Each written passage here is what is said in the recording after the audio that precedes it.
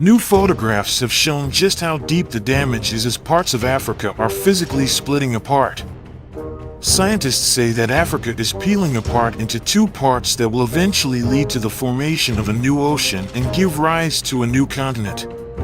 While the process will take millions of years to complete, this will split present-day Somalia and parts of Kenya, Ethiopia, and Tanzania from the rest of the continent. This radical change in Earth's landscape will come with many consequences, both positive and disruptive, and only time will tell if humans will be around by that time to witness the major changes it will cause. Today, let's explore what the world will look like after the Great Big Rift, millions of years into the future. Before we dive into this topic, don't forget to hit that subscribe button, like and share the video as it's the best way to help us grow as a channel. To grasp the formidable truth about this occurrence, first we need to understand how and why Africa is splitting in two. The phenomenon responsible for tearing apart the continent is called rifting. It is when a single tectonic plate rips apart into two or more tectonic plates, separated by divergent plate boundaries. This phenomenon can be dated at least 138 million years back, when South America and Africa were divided into different continents. If you look at the west coast of Africa and the east coast of South America, you'll notice they fit together like two jigsaw pieces, beautifully highlighting how these continents were once joined as one. For the last 30 million years, the Arabian Plate has been drifting away from Africa, a process that resulted in the creation of the Red Sea and the Gulf of Aden. The colossal breakup of the future is associated with the East African Rift System, a 56 kilometers or 35-mile long crack that emerged in Ethiopia's desert in 2005. It is one of the largest rifts in the world that stretches downward for thousands of kilometers through several countries in Africa, including Ethiopia, Kenya, the Democratic Republic of Congo, Uganda, Rwanda, Burundi, Zambia, Tanzania, Malawi, and Mozambique. This rift will set off the formation of the world's sixth ocean. Seismic data shows that the formation of the rift was triggered by similar tectonic processes that are taking place at the bottom of the ocean. The crack was discovered at the border of three tectonic plates, African Nubian, African Somali, and Arabian, that have already been separating for some time. Spanning over 3,000 kilometers, the East African Rift Valley lies from the Gulf of Aden in the north, towards Zimbabwe in the south. It divides the African plate into two parts, the Somali and Nubian plates. Though the process of rifting has been happening for some time, the potential split made the headlines worldwide for the first time when a large crack in the Kenyan Rift Valley emerged in 2018. According to scientists, the Great Split won't happen anytime soon, as the Arabian Plate is shifting away from Africa at a rate of 1 inch per year. It will take millions of years for Africa to be sliced into two unequal parts. The new ocean will take at least 5 million to 10 million years to form, which could eventually give few landlocked countries in Africa their own coastlines. Now, assuming that millions of years down the line, nation-states will still exist in the form they do now, here's what we expect would happen.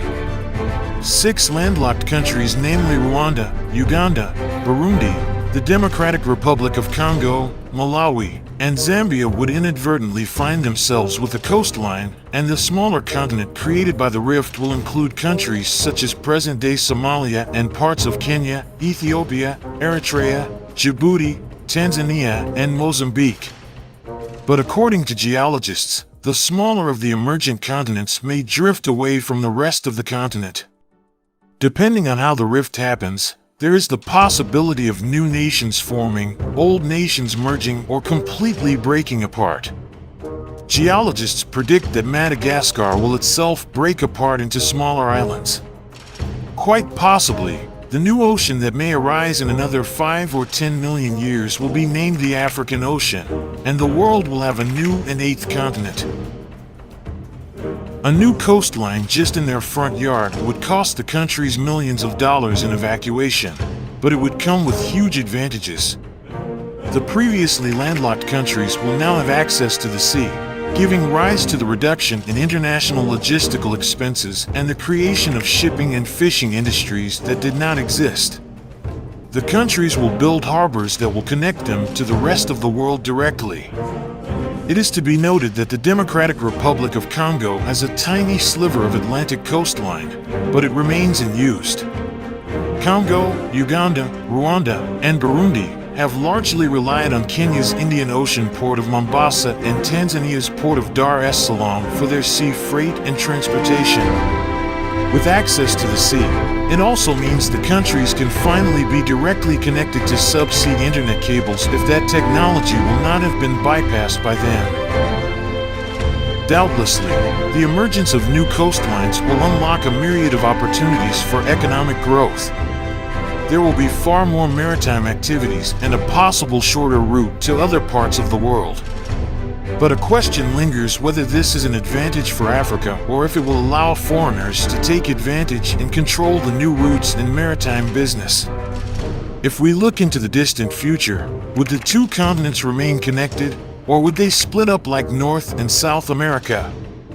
Would trade bind them together as a single entity, and what would the security implications be? In addition, Africa is the most impacted region when it comes to displacement, with a larger number of countries affected than any other continent or region.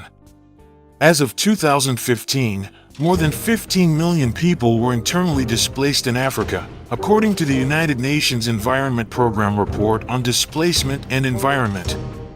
As the plates continue to split in the future, this phenomenon will result in the displacement of communities, settlements, and various flora and fauna. These changes will impact their habitats due to climate change, resulting in environmental degradation.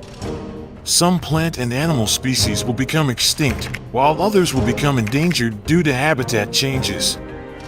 Finally, rapid urbanization and increased settlements will put pressure on natural resources, leading to a scarcity of water, energy, and food.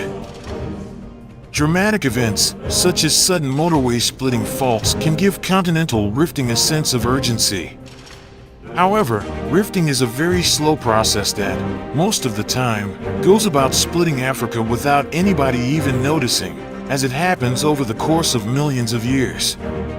The departure of East Africa will just be another page in this giant geological storybook. Who knows whether humanity will be around to see any of these changes, but it doesn't look too hopeful.